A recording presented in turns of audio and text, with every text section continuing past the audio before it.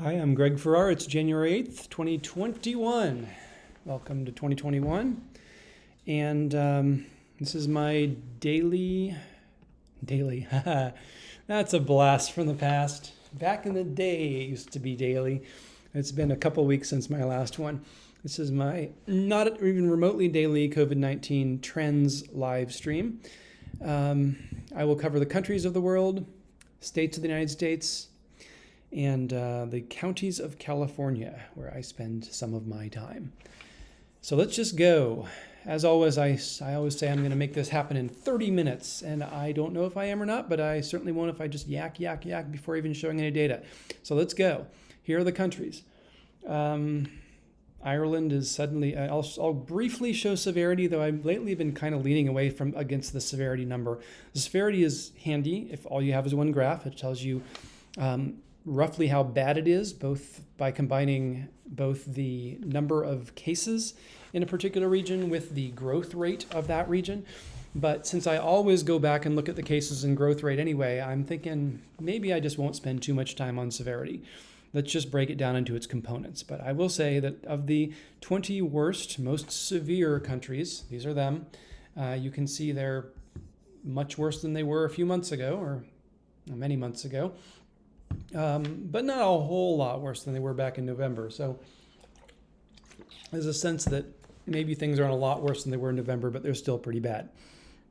And most of them are over, all of them, all the top 20 are over 200, which is what I think of as being a severity hotspot. So there are quite a lot of countries looking pretty bad. United Kingdom is way up at the top here. Ireland, the British Isles are severely challenged right now. They're even worse than the United States. The United States actually isn't terrible right now. I mean, it is terrible, but it's not terrible compared to the other countries, certain other countries of the world. But it's still 10th in the world or something, which is nothing to be proud of. So that's severity. Let's just move right on to daily cases per million. So when we look at the top 20 countries of the world, it's kind of a jumble. Again, I'll say bottom line, the top 20 are all over 200. So these are all hot spots. But that does mean that all the other countries, pretty much, the ones that aren't in the top 20, aren't hot spots. So that's something. It probably means, unless they're somehow crammed, well, we can see them in this graph. No, we can't because it has too many data points and my FTP server can't handle it or something. So never mind about that. I fixed that on the states, but I haven't fixed that here apparently, or maybe I fixed it and it's broken again. All we get's the top 20. But since the very worst or the very best of the top 20 is Spain and it's at 260, we know that the rest of them in order are below 260. So if they're hot spots, they're just barely hot spots. And we can fairly reasonably say these are the only countries that are really bad right now in daily cases per million. Daily cases per million, again, adjust for population, which lets us compare different countries because it's if you have twice the population and the same number of cases, that's twice as good, yes, twice as good as if you have half the population, same number of cases. So here we're just trying to be able to compare how bad the different countries are, and you see they all kind of sit in a cluster here. Maybe an average of 600, which is a very bad number. Back in the day, when we, in the early parts of this pandemic, when things were hitting 200, it seemed very bad. Now we just got this snarl of yarn ever since, I don't know, really September almost, but really since November, where there's just a lot of very high transmission happening in a lot of places. We still do see that there are very geographically focused attributes to this. There is definitely a geographic focus. As I squint, I still think it's Eastern Europe as maybe the major thing we see here. Eastern Europe, Baltics. There's a little bit of not so Eastern Europe, actually quite a lot of it. We've got Portugal, Netherlands, Sweden, Ireland, and the UK if they're part of part of Europe, which I'm told they're not.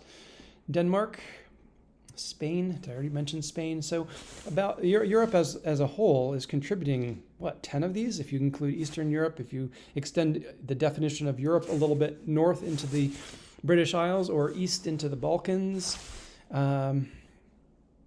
Cyprus, that's a new one. I don't remember even seeing Cyprus before. Cyprus, no, that's Ireland. Cyprus here is kind of in the middle, but yeah, we've just got a lot of Europe here. And then we've got the United States. But you notice we don't have Asia much. We don't have, broadly, we don't have Russia, we don't have China, well, China is Asia, I guess. We don't have Australia so much. We don't have South America, which was the real center of things. I always think I'm going to make a fool of myself by not knowing that one of these countries is actually in South America, but I'm going to go out on a limb and say, oh no, Panama, very first one. We do have South America, well, Central America, but mostly Europe. Mostly Europe. And the United States is not the obvious winner of this dubious contest. It is in 7th place, which it's not certainly not great, but there have been times when the United States has been the clear leader here, and that is no longer the case. We have a smattering of sort of randomly situated there. It's still kind of Europe and east of Europe, and even eastern of Europe, Israel, and we've got Lithuania, Slovenia, and then Panama, randomly the worst in the world. So it used to be that Central South America was the big cluster. That's really died away a lot, but Panama is not giving up its title so quickly. So that's the breakdown by country. I will just focus on the United States for a minute. Just take a breath and recognize that we're not shooting exponentially upward right now. That doesn't mean that we're not in a bad place. The United States is certainly in about as bad as it's ever been during the pandemic, but there was this period in November where it seemed like the sky was the limit. Like we could have been at 70,000 by now, daily cases per million. And that hasn't happened. We had a recovery, and we'll see this more on the growth graph, the clear beginning of a recovery that was probably interrupted mostly by Thanksgiving, by people being, I'm going to say unwise, but people get to make their decisions, I guess, mostly. But I would say at least people were choosing human connection over public health. Let's put it that way. And that's probably why we lost what otherwise might well have been a peak around 500, and could conceivably, without those sorts of decisions, could possibly have been down to 200 or even 100 by now. And so then Thanksgiving shot us off to the moon again a little bit, and then Thanksgiving blew over after a week, and we were doing really well.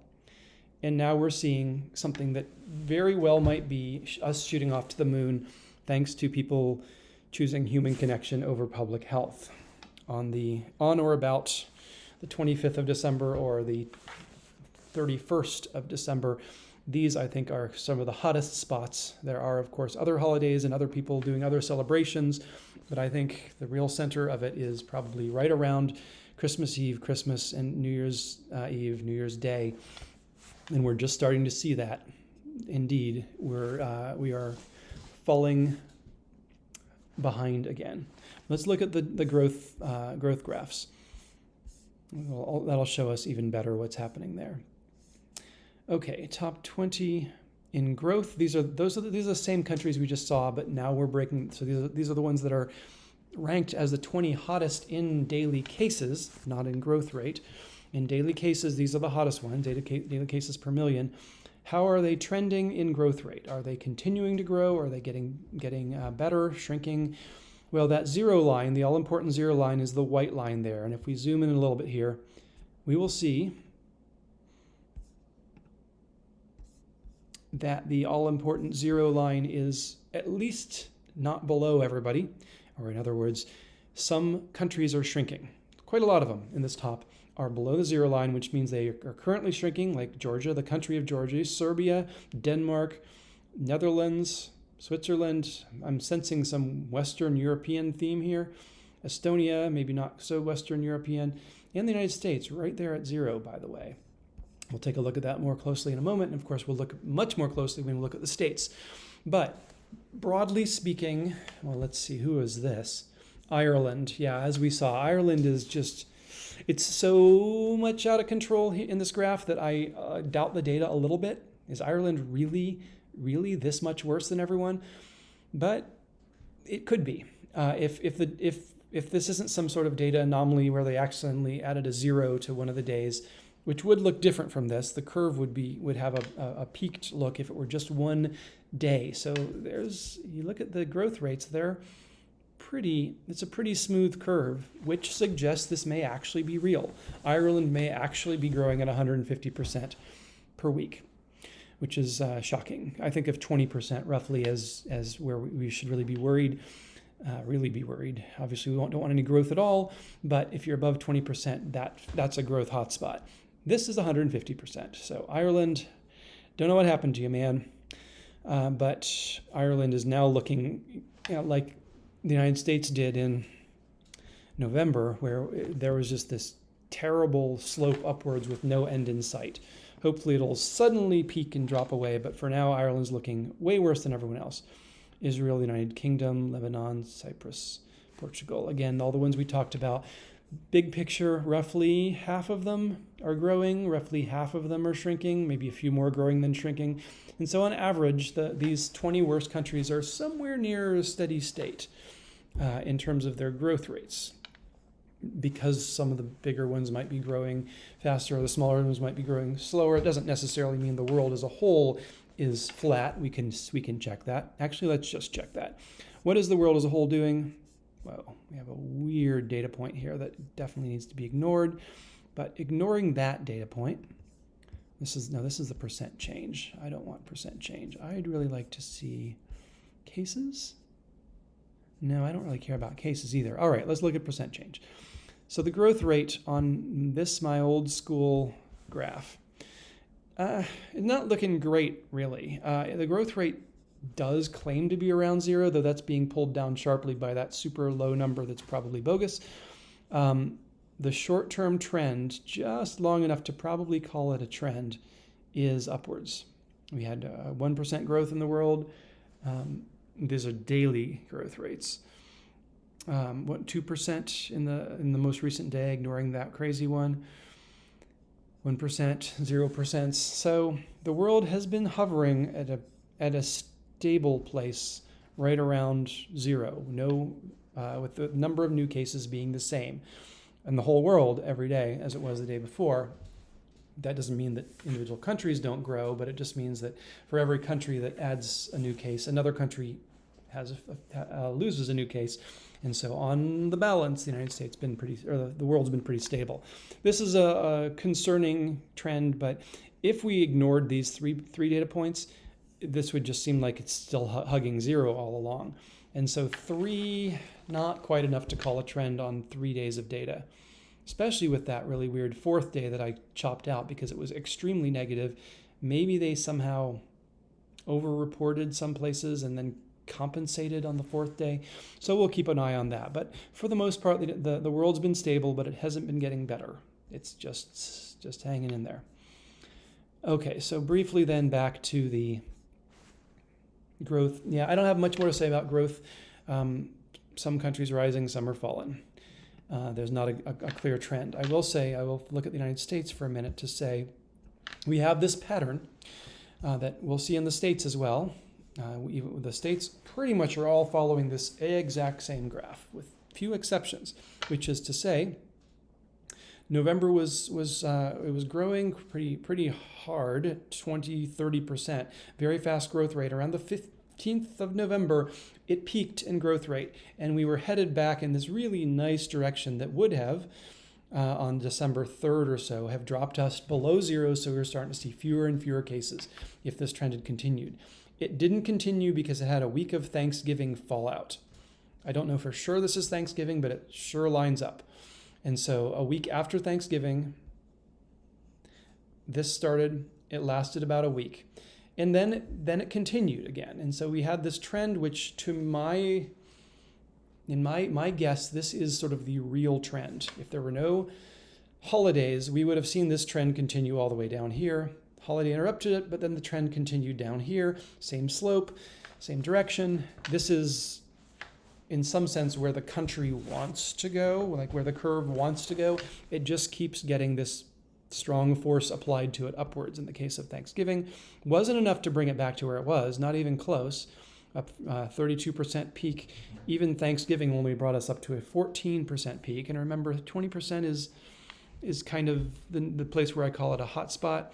So this is a medium, moderate hot spot, not so much. Lunch. Yeah, all right, I'll be with you in a little. I got live streaming to do for another 30, 45 minutes. Scavenge for yourself in the refrigerator. Live streaming with children at home. So, yeah, and then we got up to 14%, and then it continued on its downward trajectory, and I think it actually did cross zero this time and would have kept going to even lower, to 10 or 20%. There's only so low it goes before it finally starts to flatten out. But this looks to me like the holidays. The holidays are back. We had this nice period of shrinking, fewer and fewer new cases every day, slightly, never no more than 7% in weekly growth rate. So, 1% fewer every day is not that much, but at least we were shrinking for a little bit. And then we lost our grip on it, probably thanks to decisions made by the populace over the December holidays. And here we are, back to zero. Still not at 30%, but we've lost the trajectory. We're going back to zero. We're about 5 days into this. So if it were just Thanksgiving, then we'd probably reach a few percent and turn around and head back down again. The problem, though, is that right at the time that the Christmas wave would be finishing, we've got a New Year's Eve wave coming on. And depending on whether people went to New Year's Eve parties at the same rate that they went to Christmas things, it could be bad. We could have an entire extra week of this. This could continue up for not just for this week, but for the week after, maybe peaking around 15 or 20% before it finally gets pulled back into that downward trajectory.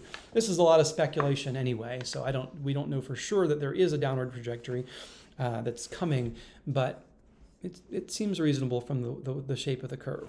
So we probably have at least another week, thanks to the contribution of New Year's festivities, another week coming. But on the bright side, we did see a drop off here for a period of new cases. And what that means is the hospitals will see a drop off, probably of admissions, of ICU, of deaths in 10 days, or actually, when is that? I don't quite know the lag, but there will be a time when the hospitals will get not exactly a break, because there's still going to be a ton of patients, but they'll have a slowdown where there will be 10% fewer, maybe for a period of a few days. And then it'll be back, probably, to just as bad as it was once this thing picks up. And I'm guessing it will get worse than it ever was before it gets better. Because if this continues back up to here, we're going to have a whole bump of growth in the January 10th range, and that's going to be bad. It's going to be that much more overwork for our poor healthcare folks. So, as always, it's too late now, but I hope everyone stayed inside and didn't celebrate Hanukkah and the rest, because it's just, this is what happens when you do. And I, for myself, chose not to contribute to this curve. I locked myself in a concrete bunker at the center of the earth for 2 weeks, and that's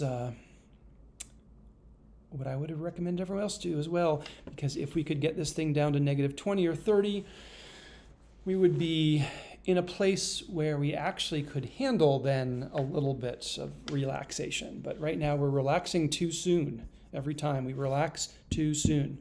Vaccine is not going to save us, not yet. Eventually it will, but it's not going to save us from this 2-week surge. So tip your healthcare provider. Let's move on to the states.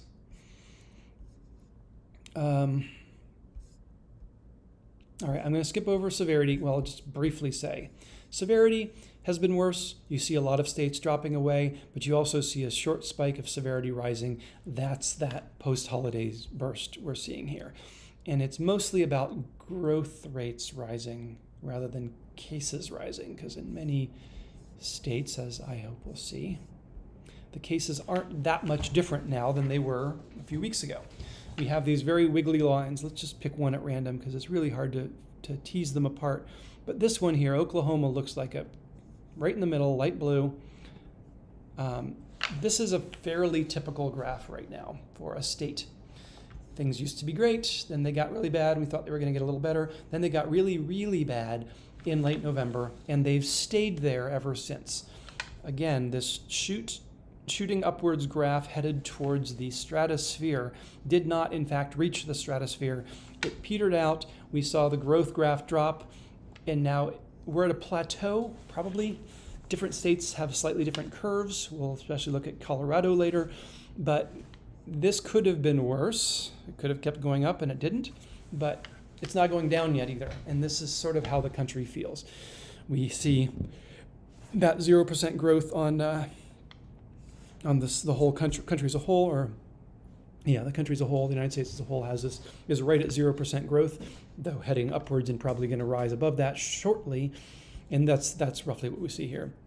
0% growth. We can't have 0% growth when we're at 800 daily cases per million and feel good about it. 0% growth is better than 100% growth or 150% like I guess Ireland has, but we've got to get these numbers down or it's just not safe to look out your door. So, daily cases, anyway, not showing an obvious drop, not showing an obvious gain. There's quite a range of them, but it's kind of holding there, shakily holding a steady state. There's not a very pleasant steady state, but I guess we can at least say it's not rising. You look at all states, there are certainly some of them, like South Dakota, Wyoming. I'm gonna switch over to the New York Times data, which I like better anyway. This is the New York Times data from the same thing in the graph we were just looking at. So North Dakota, South Dakota, those were really bad, and at least we can say no one's as bad now as they were, and in fact, they are not even as bad as most are now. North Dakota is looking, it's almost good. It's in the 200s. Who ever heard of such a thing? Back in March, 200s were made it a hot spot, and it still is a hot spot. But compared to all the rest of the states, North Dakota has recovered. So go North Dakota. Let's look at a few others. And actually, let's look at the big picture here, which is that from the worst time in early November, the worst of the states have gotten a lot better. But then a lot of other states have kind of entered this zone in the sort of 500, 1,000 daily cases per million. Not a pretty zone to be in, but not rising either, not much. We'll see more. The growth graph is actually the really interesting one here, so I'm going to head to there pretty soon. But let's look real quick at California. I would say that generally, rule of thumb, if you're above 200, you should exercise extreme caution when leaving your home, ideally by not leaving your home. And we're at 1,000, so California is I'd say kind of off the charts bad right now, but again, at least it's not getting worse. It's a little better even than it has been, but 200 is bad, and here we are at 1,000. Colorado, where I am right now, these are the two states that I alternate between, looking much better than it has, but Colorado is experiencing, as most states are, a little bit of post-holiday bump. California has mostly avoided the post-holiday bump so far. It's not obvious from this graph that it's headed upwards, except in the very, very short term. But this is a little more typical of, look, we were recovering and now we're really not. So Colorado also bad, but a whole lot better than California at a mere 400. Still not safe to be with friends, but at least it's not 1,000. Let's look at Texas. Just going through the list of people I know actually watch this thing. Texas is bad and rising at 700. It kind of did the same thing where it seemed to recover after Thanksgiving period and then has now lost it. Though it's not clear that this is really pushed in the same way by the festivities, because this rise started happening on the day of the 25th or 26th, and that's too soon for it to have caused by that. So Texas may be its own country, doing its own thing, as California so often is. Georgia, similar, looking bad, rising. Didn't really follow the trajectory that we've seen of others. Georgia seems unfazed by the holidays. It's just going to shoot upwards regardless. Louisiana. I'll just put California back in there just so everyone can feel better about themselves. Louisiana, bad at 700, like so many states, but not as bad as California. But it also is showing a decided post-Christmas spike. All right, that. Anyway, everything's terrible, but at least it's not getting worse across the states. I will pop over to the growth graph, which I think is, I've already zoomed in on it here because I keep looking at this graph and saying, well, isn't that interesting? This graph is just so clean in some ways. There's a lot of consistency here among the top 20 states. This is not exactly a snarl of yarn. Everyone seems to be doing about the same thing. And that thing they're doing is the same thing we saw the United States did, which is peak in November, get better, growth rates dropping, indeed below zero in many cases in late November and early December. And then Thanksgiving, we'll just call it, as the probable cause, Thanksgiving hit, and we had a week of regression, peaking in December 10th. And again, a lot of states seem to follow this pattern pretty roughly. You look, all the lines seem to do about the same thing. A lot of states are mirroring the country as a whole. And then around December 11th, that peaked, and we had this nice sustained decline. It was so nice. I think I did a podcast in there, or whatever this is called, a live stream in there for a while, and it was very nice to see that there came a time when almost every state was shrinking, just for a little bit.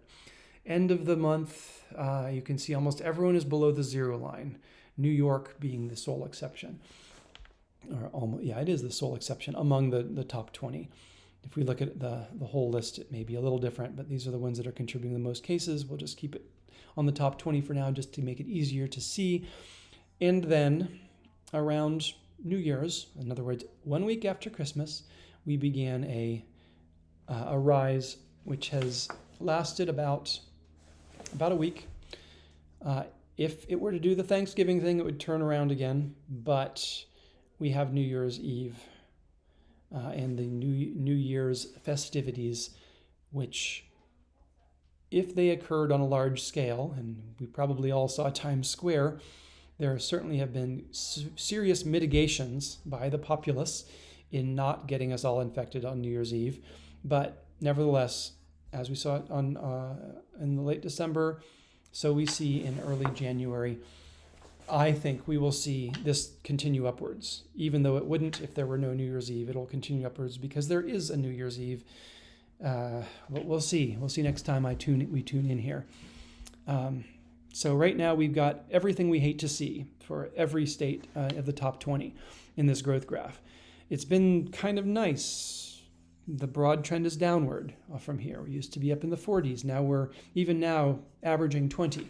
But everything we hate to see means all the states are growing, even if barely. California growing by only 1% weekly. All of them are growing, and the growth is accelerating in all of them. All of these are angled upwards. And there's New Jersey. Everything's legal in New Jersey. So I guess we do not know whether, it almost seems like New Jersey had a fantastic time of it on New Year's Eve. So maybe this is a data anomaly, but I kind of think not. I think New Jersey is just the new favorite place to hang out if you're a COVID-19 or SARS-CoV-2 virus. And so I hope New Jersey gets better, but at least no one else is doing that. Everyone else is hovering around 20% on average, which isn't great, but it's better than it was back here. All right, so the states in brief, they're headed in a very bad direction, but they had a long multi-month recovery in growth rate, at least, that never got quite low enough to really pull the curve down in terms of cases. And now, probably thanks to the holidays, we're going back up again, but probably in a week we'll start going back down again. At this rate, if it goes up for another week, we could totally be back up here again, and maybe we'll finally be able to finish what December started. We'll be up at 60% growth, and we'll finally start dropping down until people have their St. Patrick's Day party, Valentine's Day party. I don't know. We're fortunately coming into a period when people are not tending to gather in groups anyway, and so maybe we can finally see this thing trend downward. And of course, the vaccine helps. Though I think we've only vaccinated 3 to 5%, even in the best cases. But North Dakota is something like 5%. Worst hit place, vaccinated 5% of its population. They must be nearing herd immunity just from their own wave, even without the vaccine. So hopefully we'll never hear about North Dakota again in any context. All right, that's the states. Looking very bad right now, but given the history that we've seen of Thanksgiving, and we can hope that this is a short-term burst. But for the very sad, overworked healthcare workers of the United States, it's going to get worse. I'm very sorry to say. There's just no way that graph leads to anything but even more overflow, overwork. It's bad. So everyone, stay inside. Go back in time a couple weeks and stay inside then too. Let's go to the counties of California. So California's counties in severity look great. Look at that. Okay, let me adjust my speaking here. They look much better. That's what I meant to say. They look much better. We had some of them in the 4,000, 3,000, a lot over 1,000. There's not much happening over 1,000 in severity anymore. On the other hand, 200 is a hot spot. So being at 1,000 is nothing to be happy about. It's still time to put on a spacesuit when you go to the grocery store. If you live in California, I literally have not gone to the grocery store in California for a month just because it seemed so terrible. But it's better now. It's a little better now. Let's just go to the daily cases, though. Severity it does combine daily cases with growth rate. So which one is really the cause of that improvement? Well, in daily cases, we're not seeing a huge improvement in daily cases. Still, we see that virtually every county, this is all of them, is a hotspot. The very best one is Humboldt at 241. 241. There's Humboldt. Everyone else is worse. The very worst one is San Bernardino at 1,400. Broadly speaking, when you go south, it's worse. You see a lot of things in the 1,000 range. Los Angeles, Riverside, all large southern counties. Well, at least Los Angeles and Riverside are. I don't remember quite where San Bernardino is, but when you look at the map, it's very red down south. And it's red up north too. It's everywhere. Everything's a hot spot, but it's better than it was. So that's just the quick picture on counties. I don't know that I need to say much more about that. I think the growth rate will be the more interesting question. Let's look here. I'm going to look at all counties again. If you look at the growth graph, I'm going to cut out some of the more extreme edges. Actually, I'm going to zoom out just so you can squint and see. Back in September, growth rates were generally negative. Mostly we were below that zero line. And then things got really bad in California. All through October, November, December, these growths were not just above zero, but they were averaging maybe 50%. Most of these counties are somewhere around the 50% mark. Now it's a lot better. If you look at the growth rates right now in California, and again, California has mostly avoided this holiday wave. And I think it's because people are scared out of their minds in California, which is good because they should be, and that they just didn't do the holidays as much as some of the less scared other states, because California knows they've got it bad. They know it. And so California maybe didn't celebrate the holidays this year, just like the Grinch always wanted. And now we have all these numbers below zero. This is, someone needs to redo the Grinch. Like, I have to stop Christmas from coming, but how? Well, I know how. A global pandemic. He just didn't think big enough. So we do have a few bad ones. Santa Barbara, Humboldt, San Luis Obispo, Santa Cruz, 5%. These aren't bad, actually.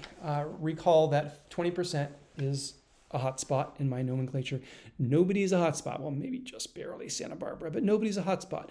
All the counties in growth are doing better than hot. And in fact, almost all of them are shrinking.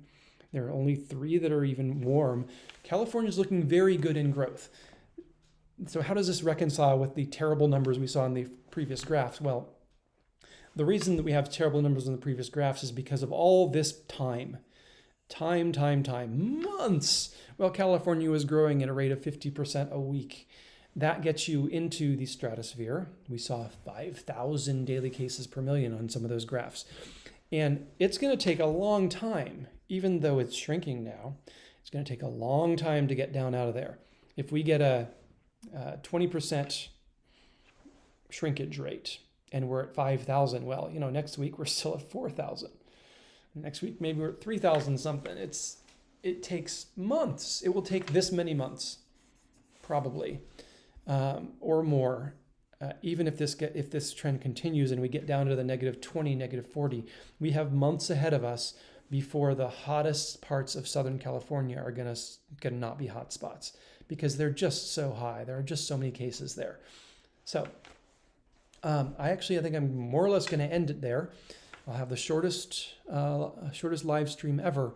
The news for California is good in that it has peaked and is dropping. It appears to be dropping. The growth rates of the counties are mostly negative. We are seeing fewer cases. So for the healthcare workers of California, you actually can maybe breathe a little easier. The country as a whole is in trouble in terms of hospitals being full. But California, which has been the epicenter maybe or close to of the United States, and has been the one that's really complaining about full hospitals, especially because it just doesn't have as many beds per population. I think we can predict from this that the hospitals are going to have an easier time of it in a week or two. If they can hang in there, it's going to start dropping away in cases and deaths a couple weeks from now.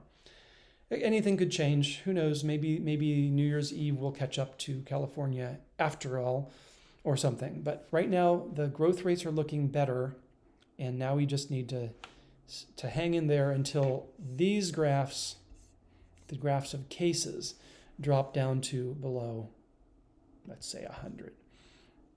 And so just to give a sense of how far we got to go. Daily cases. Okay, it wasn't 5,000 daily cases per million. It was severity. But still, there are some above 1,000. There are a lot above 500, and everyone's above 200. But you can see them all beginning to turn downward because the growth is dropping, especially like San Bernardino here was at 2,000, and now it's at 1,400. Much better. Still terribly dangerous to be hanging out with people if you're living in San Bernardino, because 1,400 is a really high number. But if it continues like this, what's it been? December 29th to January 7th, something like a week, a little more than a week. It's dropped by 600.